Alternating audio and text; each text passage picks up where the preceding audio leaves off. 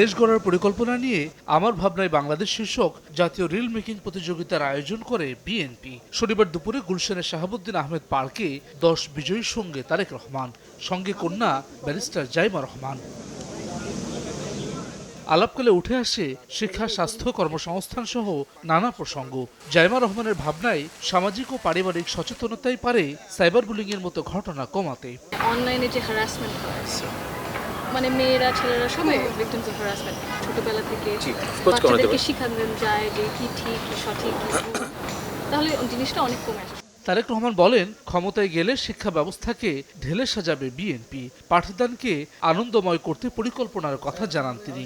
আমরা আমাদের এডুকেশন সিস্টেমটাকে যেভাবে সাজাতে চাইছি, প্রাইমারি এডুকেশনের উপরে জোর দিতে চাচ্ছি বেশি। নতুন নতুন 3 তলা 4 তলা 5 তলা স্কুল বিল্ডিং বানানো, এটা আমাদের লক্ষ্য। বরং ওই বাজেটটা দিয়ে আমরা আমাদের প্রাইমারি টিচারদেরকে মোর কোয়ালিফাই করতে চাচ্ছি। গভর্নমেন্ট ফর্ম করলে আমরা education ministry, cultural ministry, science and technology ministry and sports ministry, এই 4টাকে আমরা একটা টিম করে কাজ করব। আমরা যাচ্ছি বছরে মোটামুটি 12 মাসের মধ্যে 10 মাস বাচ্চাদেরকে আমরা ব্যস্ত রাখবো। আপনি পড়ালেখাটাকে আমরা একটু ফান হিসাবে নিয়ে আসতে চাচ্ছি।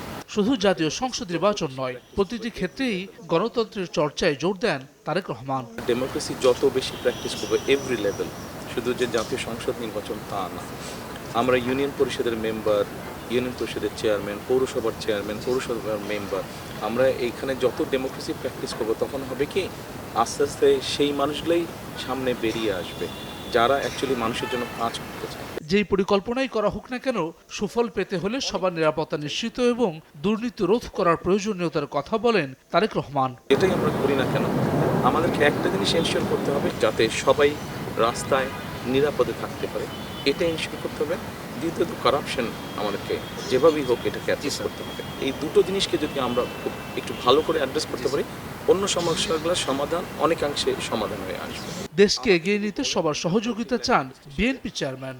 অনেক কিছু করতে চাইছি না আমি অল্প কিছু করতে চাইছি, কিন্তু জিনিসটা ঠিকভাবে করতে চাইছি। হাসান ওয়ালি, সময় সংবাদ, ঢাকা। একটু ভালো করে অ্যাড্রেস করতে পারি।